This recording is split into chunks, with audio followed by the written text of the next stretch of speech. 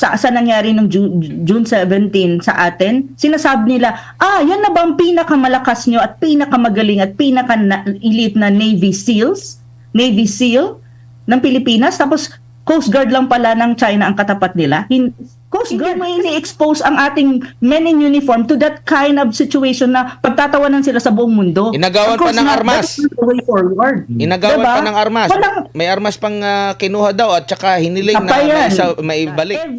Every country wants to survive and take care of itself. Hindi yan makikialam yung ibang country at sasabihin na, nakakaawa ang Pilipinas. Nakita nila sa mga social media yung mga nangyari na mga footages, is tayo pa ang sinisisi at pinagtatawanan. Pa-in-expose yan sa social media at ng mga mainstream media. Alam mo yon, nakaka-bad trip yung ganyang sitwasyon kasi parang ikaw mismo ang nagdadala sa kahihiyan ng bansa mo. So, ito nga mga kababayan, bago natin ituloy ang video na ito, kung bago ka lang sa aking YouTube channel, baka pwede makahingi ng like at subscribe at click mo na rin ang notification bell para updated ka sa aking nilalabas na bagong video. Salamat po. Retired General Orlando De Leon.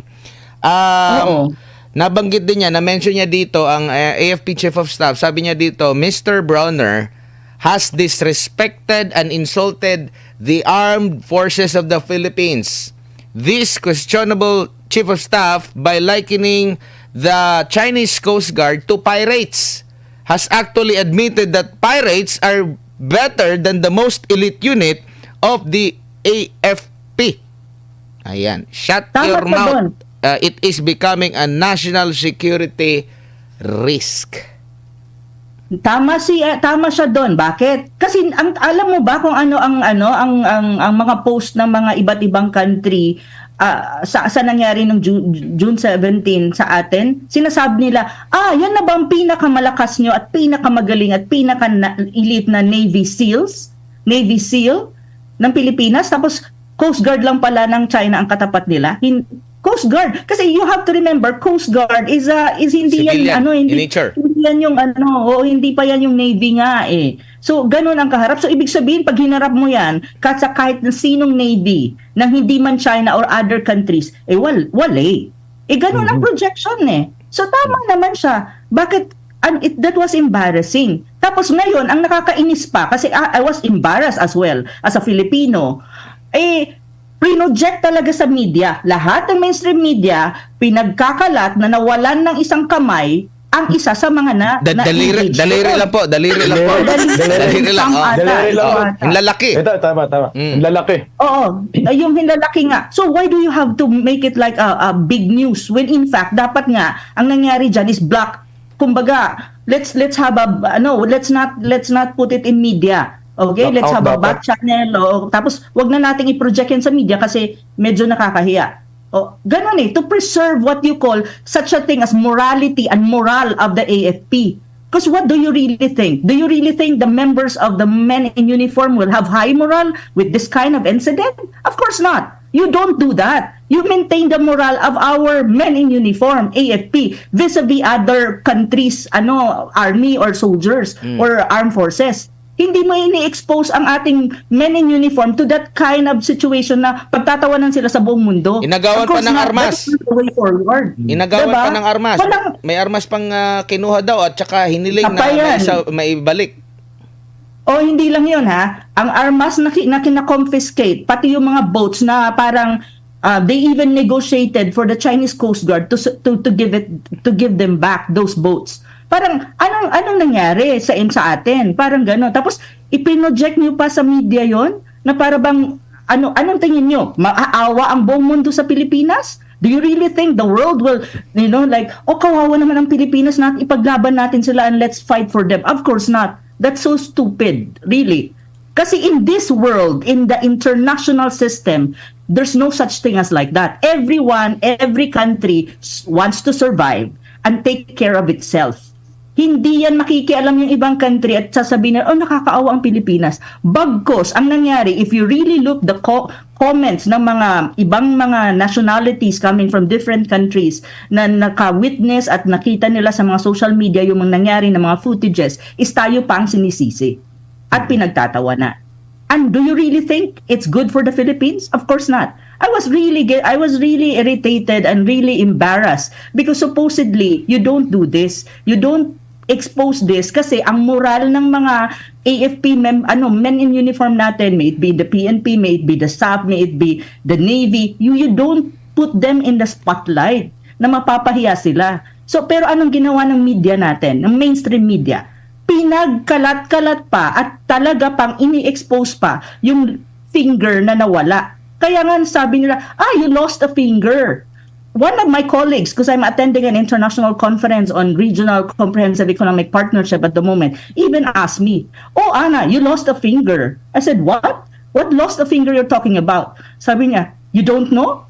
In South China Sea." Yeah, I so get angry with my colleague, because I'm a Filipino and I don't want to hear that. But that's the reality.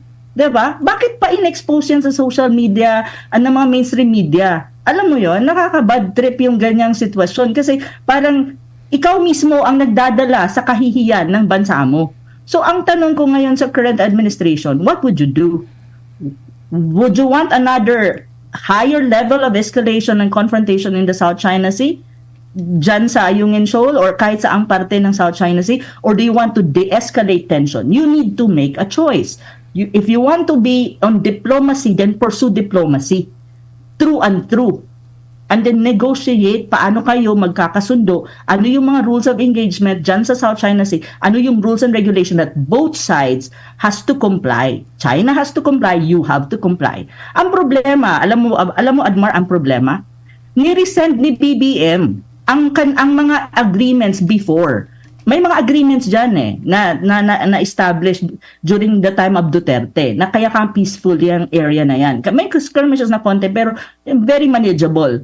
Ni-resend niya. So there's no agreement existing between the two sides when you talk about Ayungin Shoal or even the South China Sea because BBM rescinded it. So ano ang pagbabasihan mo? Alam mo, nakakairita kasi you give China the upper hand to do whatever it wants and to impose whatever it wants in the South China Sea precisely because there's no existing internal agreement or whatever kind of agreement between the two sides. Kasi ni-resend nga niya 'di ba? Ni-revoke niya. So sa anong pagbabasihan mo at paano mo sasabihin sa China na you violated something? Between us, we agreed on this but you violated it. No, nothing. Because why? You rescinded it So ano ngayon? So ano sasabihin mo? Kahit magbababla ka ba ng UNCLOS, international law, blah, everything depends on the ground and the ground reality. That's how it is and that's how geopolitics work. So yun ang sinasabi ko. Hanggang ngayon, hindi pa rin tayo nagkakaroon ng maturity. We don't grow up, we are not mature. China is a mature country, we are not.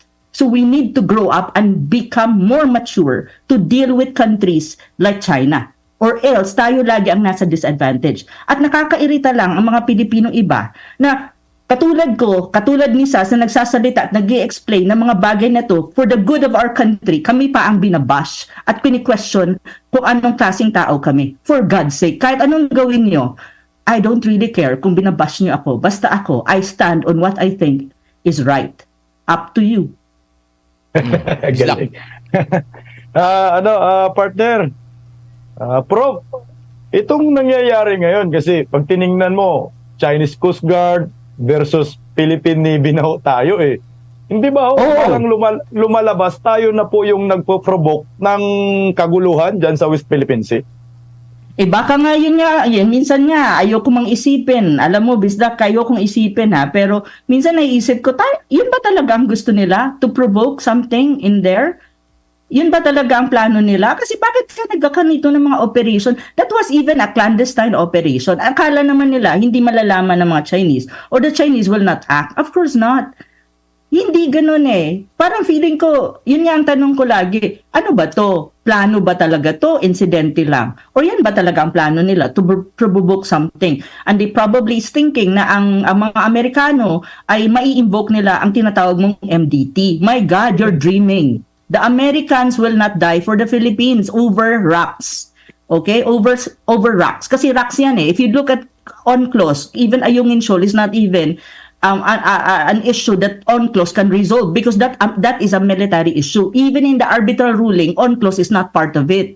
Hindi ba nila binabasa yon? Mahirap kasi sa iba, dinidistort nila yung facts. when in fact the facts is already there. You just have to look at it and just accept that that is a fact. So yun ang problema. So ngayon, ang tanong ko nga, ano ba to? Tayo ba talaga ang nag-uudyok ng something dyan? Do you really think the Americans will fight for us? And another thing, even if the American will fight for us, sabihin na natin, sino ba ang maano dito? Sino ba ang anong bansa ba ang madi-destroy or mawawasak? Ang Amerika ba o ang Pilipinas? Yun ang tanong simple lang eh. Bakit hindi yan maintindihan?